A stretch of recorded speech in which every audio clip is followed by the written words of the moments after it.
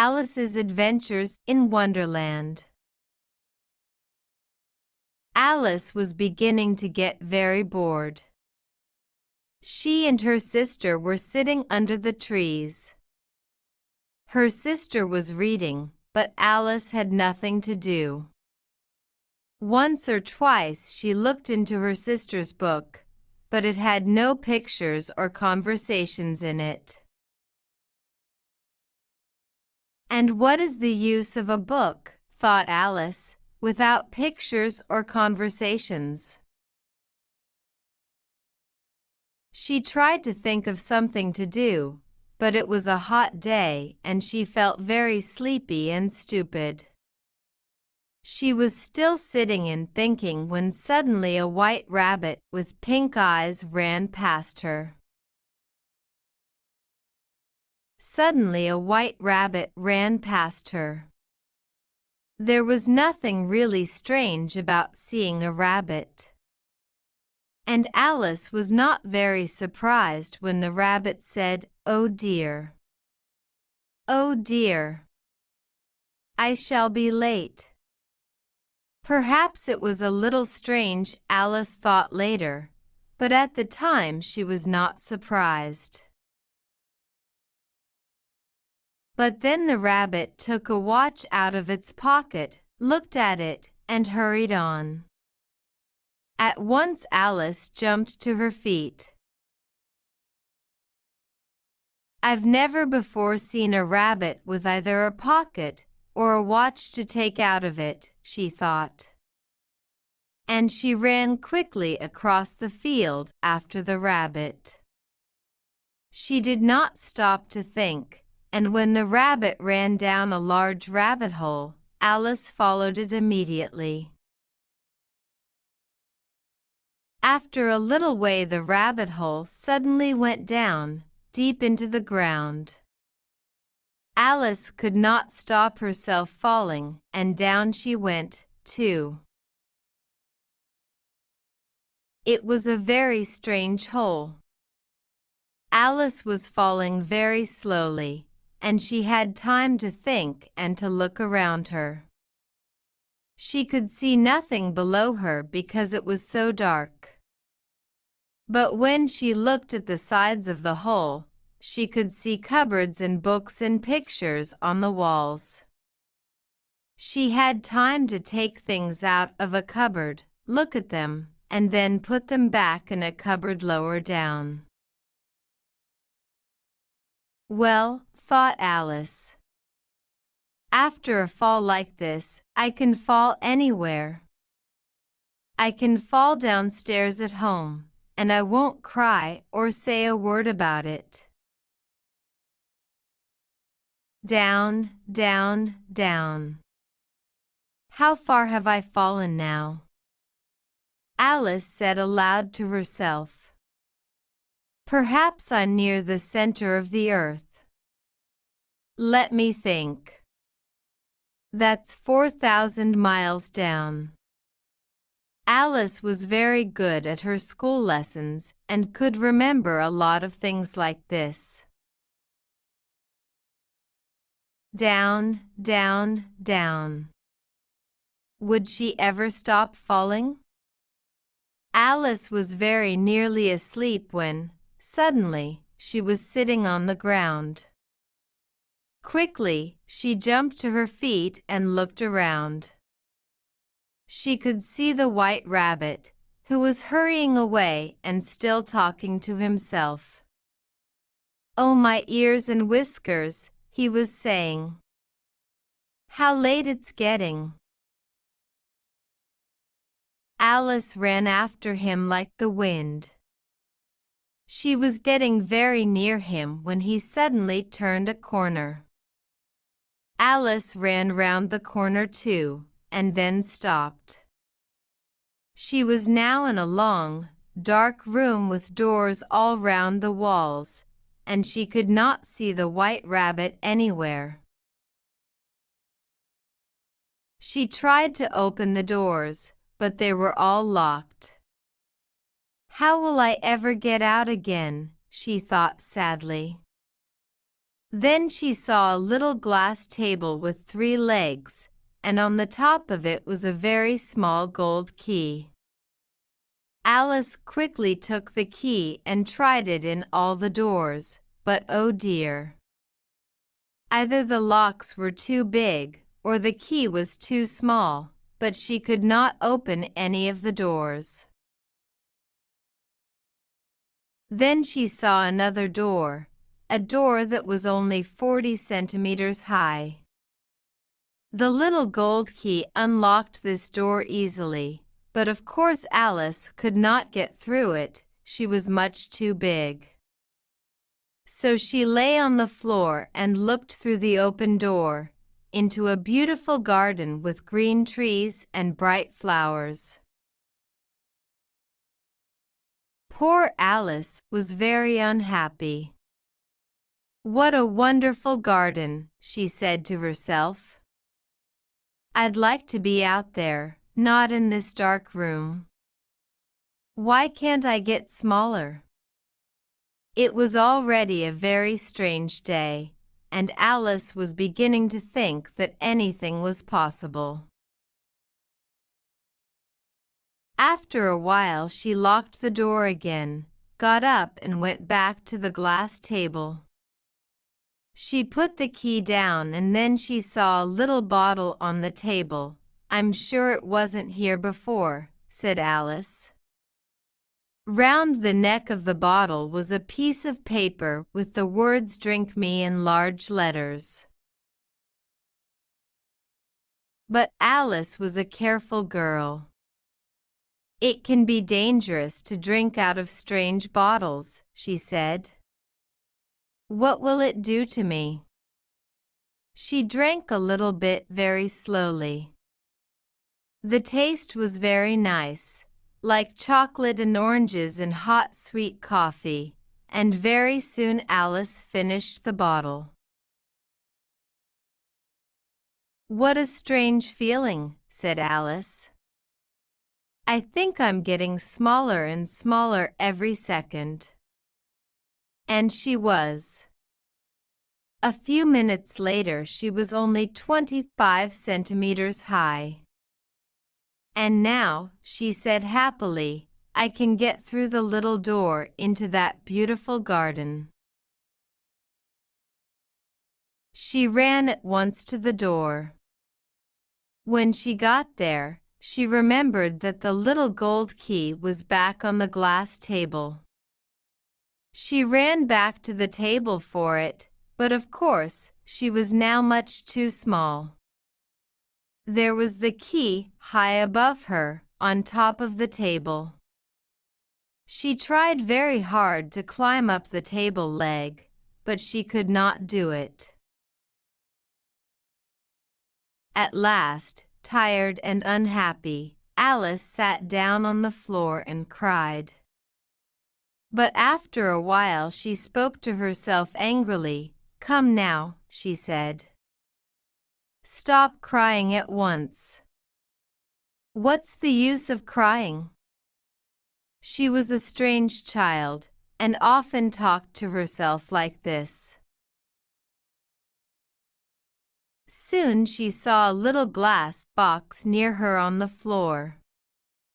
She opened it and found a very small cake with the words "Eat me" on it.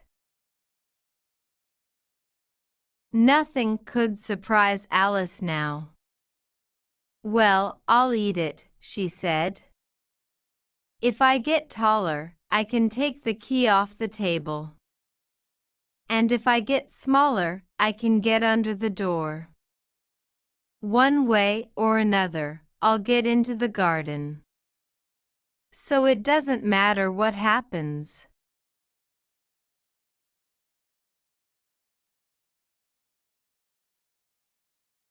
She ate a bit of the cake, and then put her hand on top of her head. "Which way? Which way?" she asked herself, a little afraid. Nothing happened. This was not really surprising. People don't usually get taller or shorter when they eat cake. But a lot of strange things were happening to Alice today. It will be very boring, she said, if nothing happens. So she went on eating, and very soon the cake was finished. Chapter 2: The Pool of Tears. Curiouser and curiouser, said Alice. She was very surprised, and for a minute she forgot how to speak good English. I shall be as tall as a house in a minute, she said. She tried to look down at her feet, and could only just see them. Goodbye, feet, she called. Who will put on your shoes now? Oh dear. What nonsense I'm talking. Just then her head hit the ceiling of the room. She was now about 3 meters high. Quickly, she took the little gold key from the table and hurried to the garden door. Poor Alice! She lay on the floor and looked into the garden with one eye. She could not even put her head through the door. She began to cry again, and went on crying and crying. The tears ran down her face, and soon there was a large pool of water all around her on the floor. Suddenly she heard a voice, and she stopped crying to listen. Oh, the Duchess, the Duchess. She'll be so angry. I'm late, and she's waiting for me. Oh dear, it was the White Rabbit again. He was hurrying down the long room, with some white gloves in one hand and a large fan in the other hand. Alice was afraid, but she needed help. She spoke in a quiet voice. Oh, please, sir. The rabbit jumped wildly, dropped the gloves and the fan, and hurried away as fast as he could. Alice picked up the fan and the gloves. The room was very hot, so she began to fan herself while she talked. Oh dear! How strange everything is today. Did I change in the night? Am I a different person today? But if I'm a different person, then the next question is, who am I? Ah, that's the mystery. The rabbit jumped wildly, dropped the gloves and the fan, and hurried away as fast as he could. Alice picked up the fan and the gloves. The room was very hot, so she began to fan herself while she talked. Oh dear! How strange everything is today. Did I change in the night? Am I a different person today? But if I'm a different person, then the next question is, who am I? Ah, that's the mystery. She was now very, very small, and the little garden door was locked again, and the little gold key was lying on the glass table. Things are worse than ever, thought poor Alice. She turned away from the door, and fell into salt water, right up to her neck. At first she thought it was the sea, but then she saw it was the pool of tears. Her tears. Crying makes a lot of tears when you are 3 meters tall. Oh, why did I cry so much? Said Alice. She swam around and looked for a way out, but the pool was very big.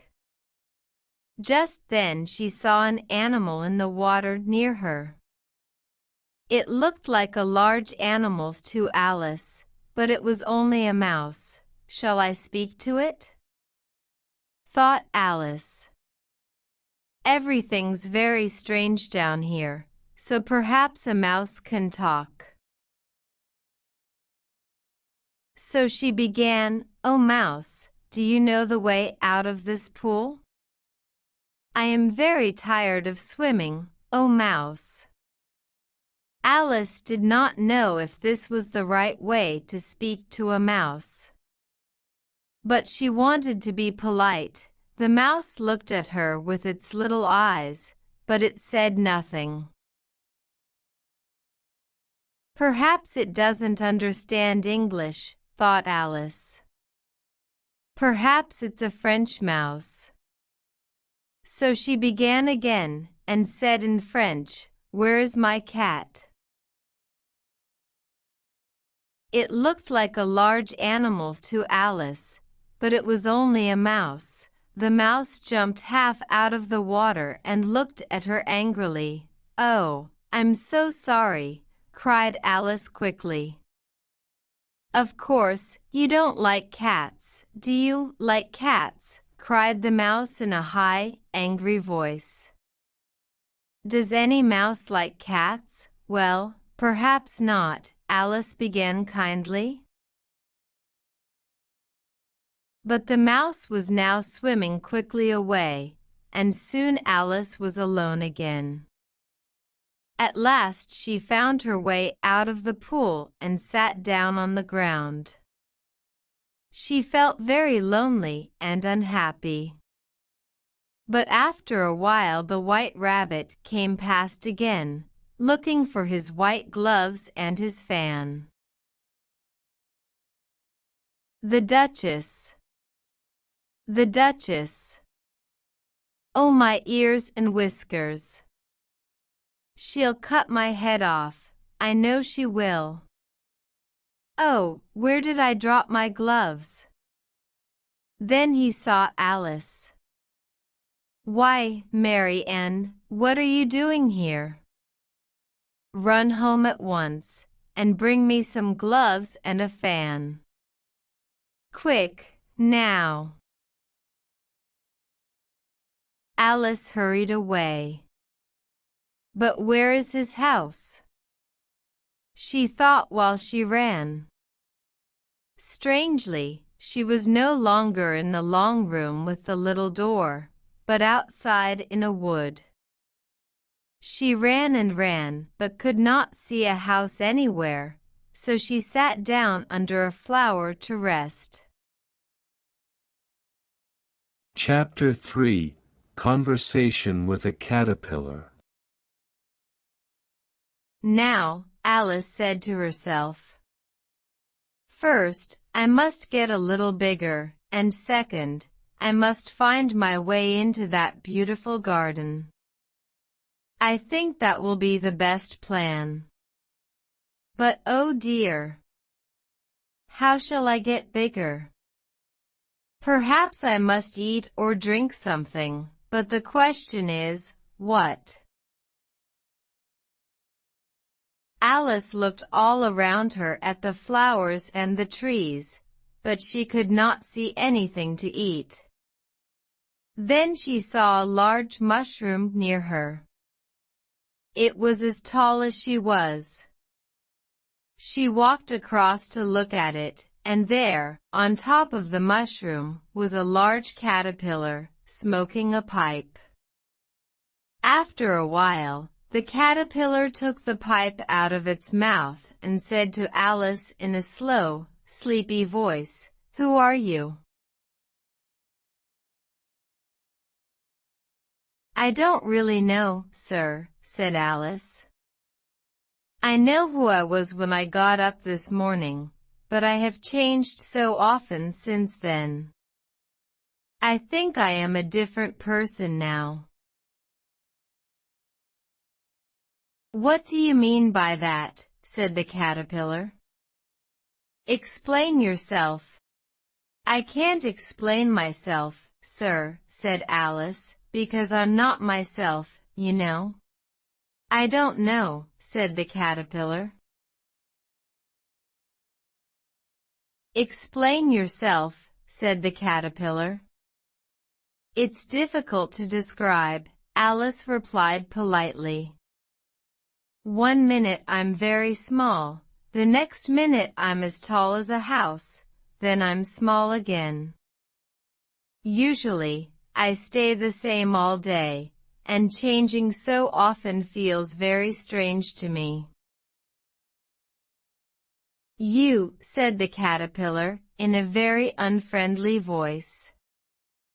"Who are you?" They were now back at the beginning of their conversation, which was not very helpful. Alice felt a little cross and decided to walk away. "Come back," the caterpillar called after her. "I've something important to say." This sounded better, so Alice turned back. "Never get angry," said the caterpillar. "Is that all?" said Alice, trying not to be angry. "No," said the caterpillar. For some minutes it smoked its pipe and did not speak, but at last it took the pipe out of its mouth and said, "So you've changed, have you? How tall do you want to be?" "I would like to be a little larger, sir, please," said Alice. 8 centimeters is really very small. For a while the caterpillar smoked its pipe. Then it shook itself, got down off the mushroom, and moved slowly away into the grass. It did not look back at Alice, but said, "One side will make you taller, and the other side will make you shorter." One side of what, thought Alice to herself. She did not say this aloud, but the caterpillar said, "Of the mushroom." Then it moved away into the wood. Alice looked at the mushroom carefully, but it was round and did not have sides. At last she broke off a piece in each hand from opposite sides of the mushroom. She ate some of the piece in her left hand and waited to see what would happen. A minute later her head was as high as the tallest tree in the wood, and she was looking at a sea of green leaves. Then a bird appeared and began to fly around her head, screaming, "Egg thief! Egg thief! Go away!" "I'm not an egg thief," said Alice. "Though no," said the bird angrily. "But you eat eggs, don't you?" "Well, yes, I do, but I don't steal them," explained Alice quickly.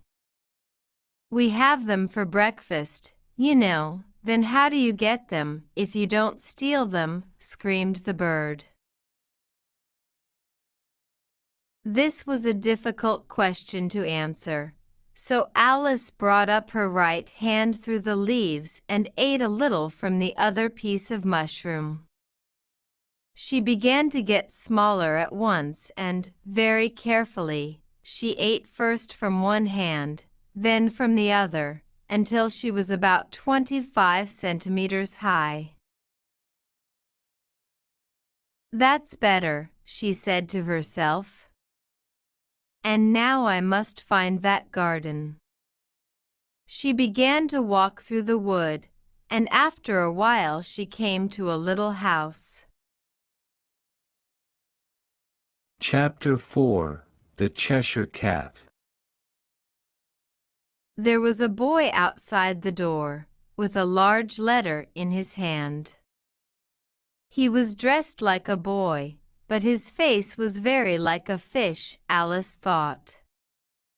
The fish boy knocked at the door, and a second later a large plate came flying out of an open window. A letter for the Duchess, the fish boy shouted. He pushed the letter under the door and went away.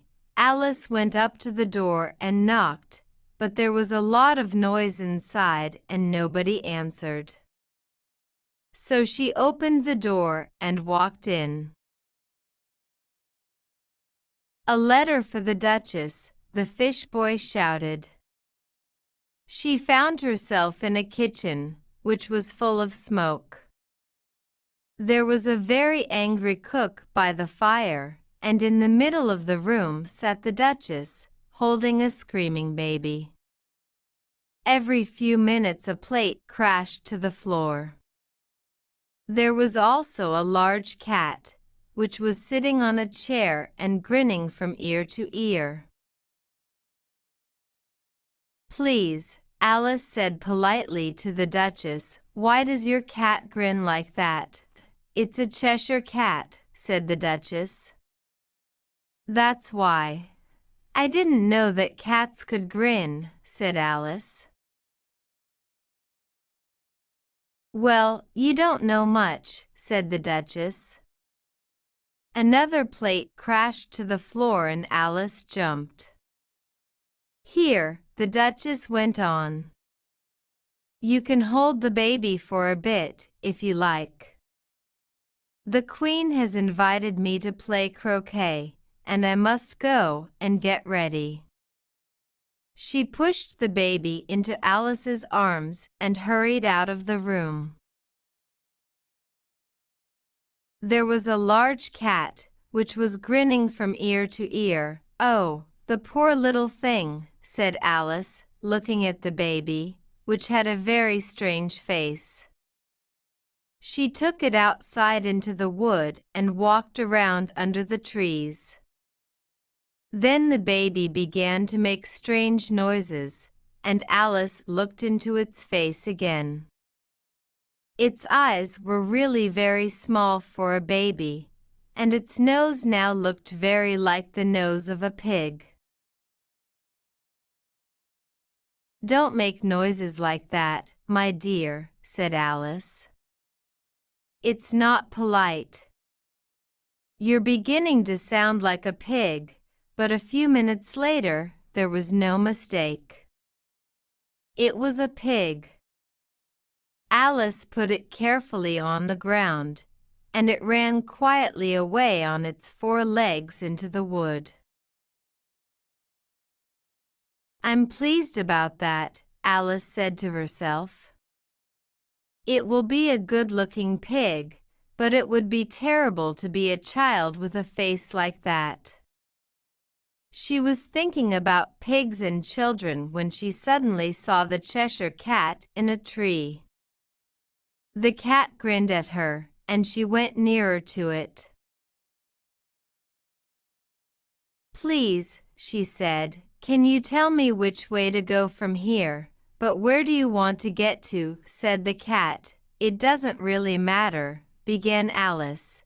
Then it doesn't matter which way you go, said the cat. But I would like to get somewhere, Alice explained. If you just go on walking, said the cat, in the end you'll arrive somewhere.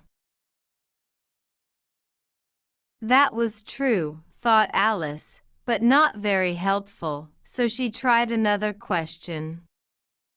What kind of people live near here? To the left, the cat said, lives a hatter. And to the right, lives a March hare. You can visit either of them. They're both mad, but I don't want to visit mad people, said Alice. We're all mad here, you know, said the cat. I'm mad. You're mad. How do you know that I'm mad? Said Alice. Of course you're mad, said the cat. Only mad people come here.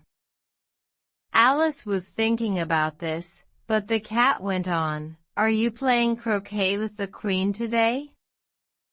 I would like to very much, said Alice, but nobody has invited me yet. Alice was not really surprised at this, because so many strange things were happening today. She was still looking at the tree when, suddenly, the cat appeared again. "I forgot to ask," said the cat. "What happened to the baby?" "It turned into a pig," Alice said. "I'm not surprised," said the cat, and vanished again.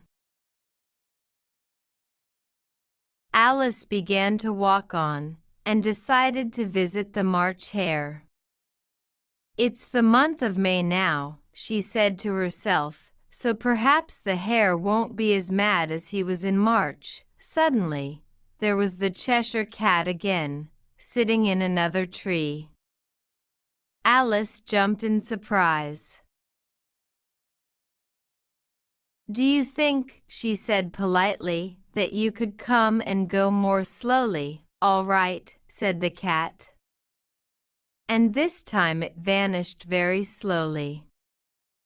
First its tail went, then its body, then its head, and last, the grin. "Well, I've often seen a cat without a grin," thought Alice, "but never a grin without a cat." Soon she saw the house of the March Hare in front of her. It was a large house, so she ate a little piece of mushroom to get bigger, and walked on. This time the cat vanished very slowly. Chapter 5. A Mad Tea Party. There was a table under a tree outside the house, and the March Hare and the Hatter were having tea. A dormouse was sitting between them, asleep. The three of them were all sitting together at one corner of the table, but the table was large and there were many other seats. Alice sat down in a big chair at one end. "Have some coffee," the March Hare said in a friendly voice. Alice looked all round the table, but she could only see a teapot. "I don't see any coffee," she said. "There isn't any," said the March Hare. "Then why did you ask me to have some?" said Alice crossly. "It wasn't very polite of you." "It wasn't very polite of you to sit down." "We haven't invited you to tea," said the March Hare. "But there are lots of seats," said Alice. "Your hair's too long," said the Hatter, looking at Alice with interest. "It's not polite to say things like that," said Alice. The Hatter looked surprised, but he said, "Why is a bird like a desk?" Alice was pleased.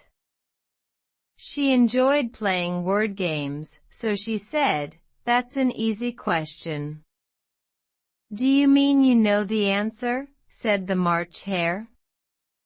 "Yes," said Alice. "Then you must say what you mean," the March Hare said. "I do," Alice said quickly. "Well, I mean what I say. And that's the same thing, you know." "No, it isn't," said the Hatter. "Listen to this. I see what I eat means one thing, but I eat what I see means something very different." Alice did not know what to say to this. So she took some tea and some bread and butter while she thought about it. The Dormouse woke up for a minute and then went to sleep again. After a while the Hatter took out his watch, shook it, then looked at it sadly. 2 days slow. "I told you that butter wasn't good for watches," he said angrily to the March Hare. "It was the best butter," said the March Hare sadly. Alice was looking at the watch with interest. "It's a strange watch," she said. It shows the day of the week, but not the time. But we know the time, said the Hatter. It's always 6 o'clock here. Alice suddenly understood. Is that why there are all these cups and plates? She said. It's always tea time here, and you go on moving round the table. Is that right? But what happens when you come to the beginning again? Don't ask questions, said the March Hare crossly. You must tell us a story now. But I don't know any stories, said Alice. Then the March Hare and the Hatter turned to the Dormouse. Wake up, Dormouse, they shouted loudly in its ears. Tell us a story. Yes, please do, said Alice. The March Hare poured a little hot tea on the Dormouse's nose. Well, I won't go there again, said Alice. What a stupid tea party it was.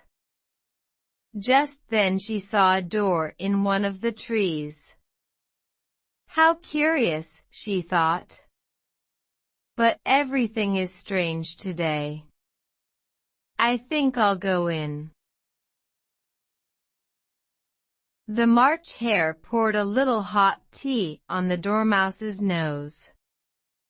Well, I won't go there again, said Alice. What a stupid tea party it was. Just then she saw a door in one of the trees. How curious, she thought. But everything is strange today. I think I'll go in. So she went in. And there she was, back in the long room with the little glass table.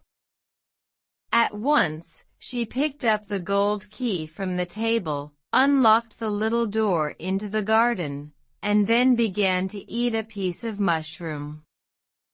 When she was down to about 30 centimeters high, she walked through the door, and then, at last, she was in the beautiful garden with its green trees and bright flowers.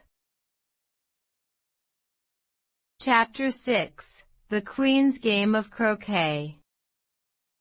Near the door there was a rose tree and 3 gardeners, who were looking at the roses in a very worried way. What's the matter? Alice said to them. You see, miss, said the first gardener, these roses are white, but the Queen only likes red roses, and she.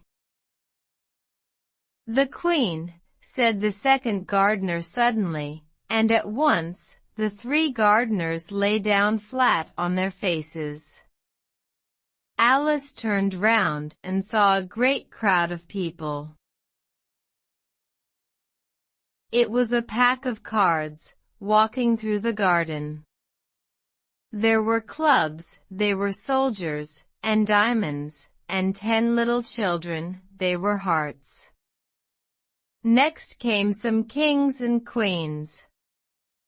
Then Alice saw the White Rabbit, and behind him, the Knave of Hearts. And last of all, came the King and Queen of Hearts.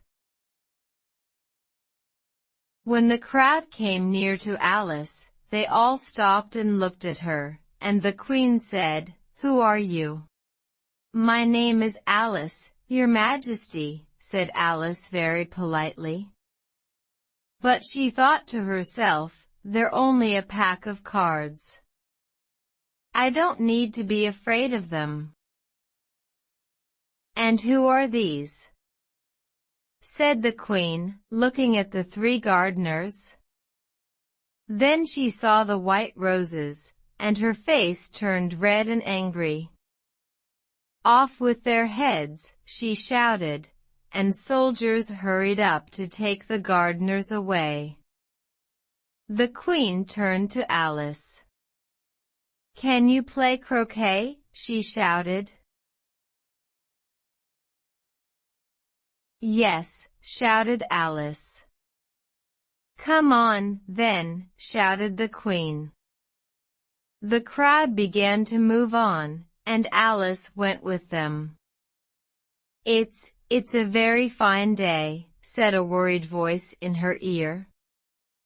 Alice saw that the White Rabbit was by her side. "Very fine," said Alice. "Where's the Duchess?" "Shoo," said the rabbit in a hurried voice. "She's in prison, waiting for execution." "What for?" said Alice. But just then the Queen shouted, "Get to your places," and the game began. It was the strangest game of croquet in Alice's life. The balls were hedgehogs, and the mallets were flamingos. And the hoops were made by soldiers, who turned over and stood on their hands and feet. Alice held her flamingo's body under her arm. But the flamingo turned its long neck first this way, and then that way. At last, Alice was ready to hit the ball with the flamingo's head. But by then, the hedgehog was tired of waiting and was walking away across the croquet ground. And when both the flamingo and the hedgehog were ready, there was no hoop. The soldiers too were always getting up and walking away. It really was a very difficult game, Alice thought. The players all played at the same time, and they were always arguing and fighting for hedgehogs. Nobody could agree about anything. Very soon, the Queen was wildly angry, and went around shouting "off with his head" or "off with her head" about once a minute. Alice began to feel worried. "The Queen is sure to argue with me soon," she thought. "And what will happen to me then? They're cutting people's heads off all the time here. I'm surprised there is anyone left alive." Just then she saw something very strange. She watched carefully, and after a minute or two she saw that the thing was a grin. "It's the Cheshire Cat," she said to herself. "Now I'll have somebody to talk to." "How are you getting on?" said the cat, when its mouth appeared. Alice waited. "I can't talk to something without ears," she thought. Slowly the cat's eyes, then its ears, and then the rest of its head appeared. But it stopped at the neck, and its body did not appear. Alice began to tell the cat all about the game. "It's very difficult to play," she said. "Everybody argues all the time, and the hoops and the hedgehogs walk away." "How do you like the Queen?" said the cat quietly. "I don't," said Alice. "She's very—" Just then she saw the Queen behind her, so she went on, "clever. She's the best player here." The Queen smiled and walked past. "Who are you talking to?" said the king. He came up behind Alice and looked at the cat's head in surprise. "It's a friend of mine, a Cheshire Cat," said Alice. "I'm not sure that I like it," said the king. "But it can touch my hand if it likes." "I prefer not to," said the cat. "Well," said the king angrily. He called out to the queen, "My dear, there's a cat here, and I don't like it." The queen did not look round. "Off with its head," she shouted. "Call for the executioner." Alice was a little worried for her friend. But when the executioner arrived, everybody began to argue. "I can't cut off a head," said the executioner, "if there isn't a body to cut it off from." "You can cut the head off," said the king, "from anything that's got a head." "If somebody doesn't do something quickly," said the queen, "I'll cut everybody's head off." Nobody liked that plan very much, so they all turned to Alice. "And what do you say?" they cried. "The cat belongs to the Duchess," said Alice carefully. "Perhaps you could ask her about it." "She's in prison," the queen said to the executioner. "Bring her here at once." But then the cat's head slowly began to vanish, and when the executioner came back with the Duchess, there was nothing there. The king ran wildly up and down, looking for the cat, and the Duchess put her arm round Alice. "I'm so pleased to see you again, my dear," she said. "Let's get on with the game," the queen said angrily, and Alice followed her back to the croquet ground. The game went on, but all the time the queen was arguing and shouting "off with his head" or "off with her head." Soon there were no hoops left, because the soldiers, who were the hoops, were too busy taking everybody to prison. And at the end there were only 3 players left, the king, the queen, and Alice. The queen stopped shouting and said to Alice, "Have you seen the mock turtle yet?" "No," said Alice. "I'm not sure what a mock turtle is." "Then come with me," said the queen. They found the mock turtle down by the sea. Next to him was a griffin, asleep in the sun. Then the queen hurried away, saying, "I have to get on with some executions." The griffin woke up and said sleepily to Alice, "It's just talk, you know. They never execute anybody." Alice was pleased to hear this. She felt a little afraid of the griffin and the mock turtle, because they were so large. But they were very friendly, and sang songs and told her many stories about their lives. The mock turtle was in the middle of a very sad song when they all heard a shout a long way away, "It's beginning! Come on! We must hurry!" cried the griffin. It took Alice by the hand and began to run. Chapter 7. Who Stole the Tarts? The King and Queen of Hearts were sitting on their thrones when Alice and the griffin arrived. There was a great crowd of birds and animals, and all the pack of cards. Soldiers stood all around the Knave of Hearts, and near the king was the White Rabbit, with a trumpet in one hand. In the middle of the room there was a table, with a large plate of tarts on it. They looked good, thought Alice, who was feeling a little hungry.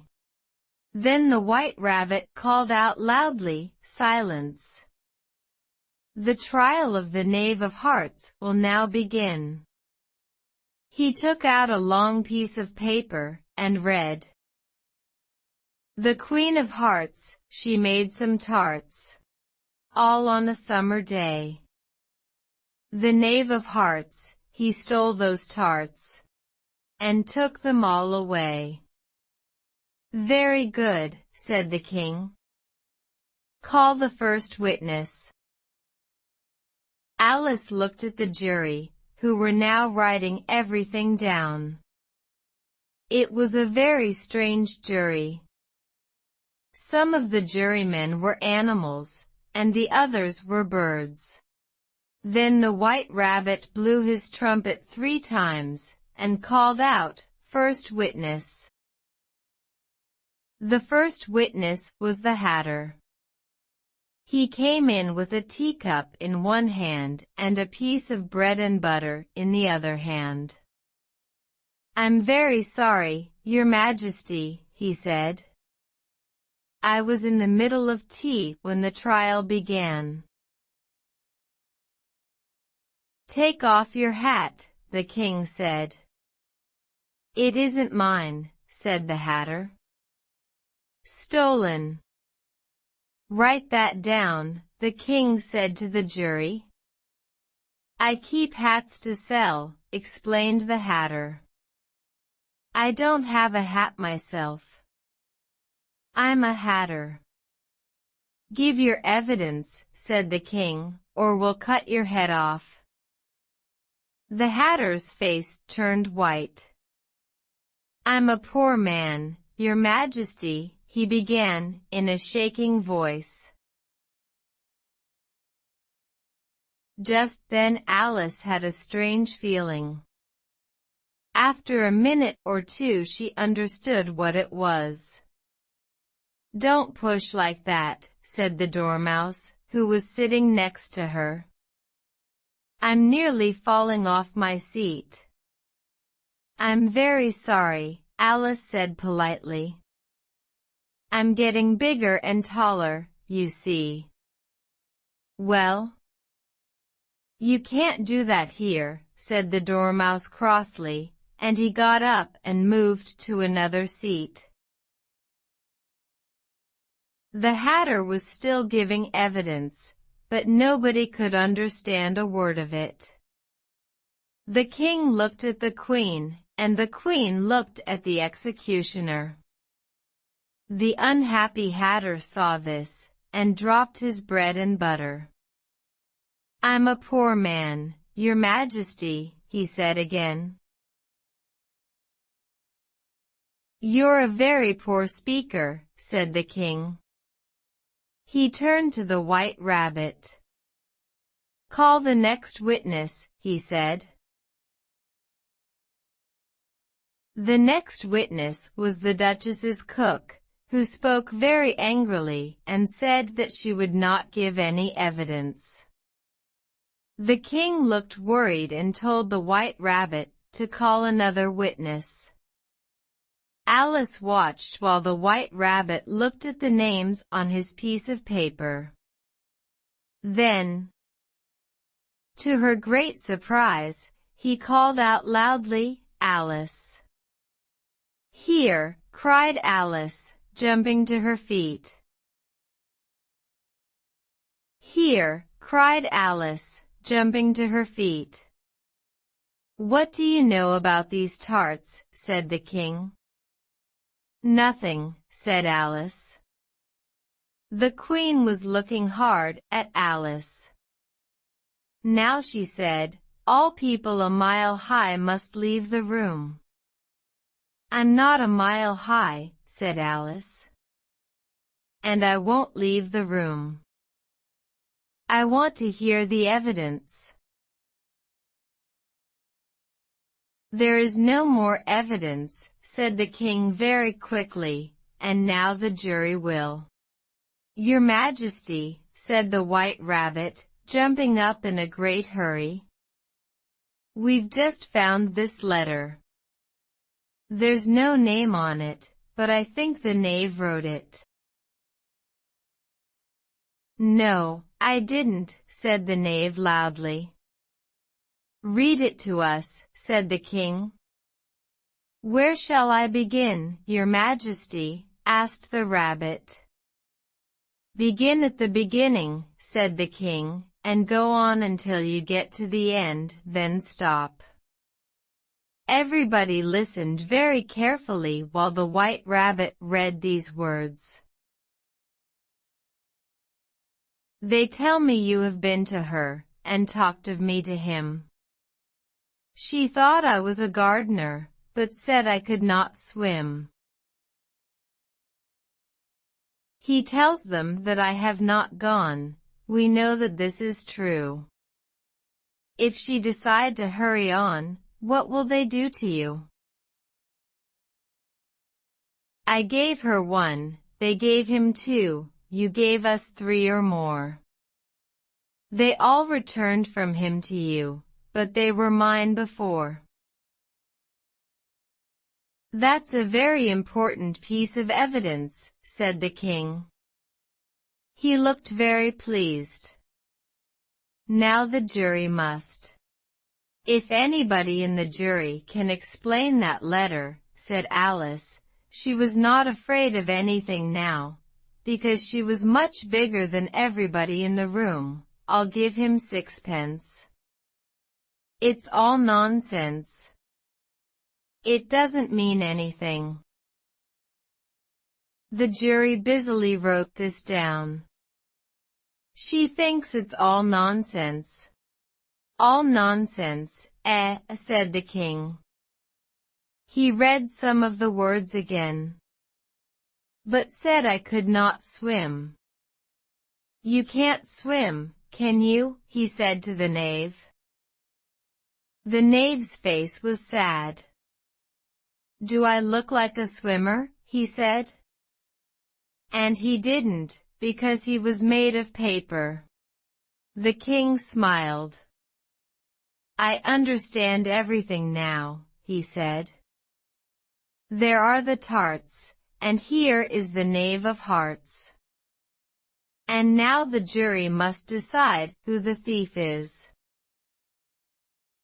"No, no," said the queen. "Off with his head. The jury can say what it thinks later." "What nonsense," said Alice loudly. "The jury must decide first." "You can't." "Be quiet," said the queen, her face turning red. "I won't," said Alice. "Off with her head," screamed the queen. Nobody moved. "It doesn't matter what you say," said Alice. "You're only a pack of cards." Then the pack of cards flew up into the sky and began to fall on Alice's face. She gave a little scream and woke up. She was lying next to her sister under the trees, and some leaves were falling on her face. "Wake up, Alice dear," said her sister. "You've been asleep a long time." "Oh, I've had a very curious dream," said Alice, and she told her sister all about the strange adventures in her wonderful dream.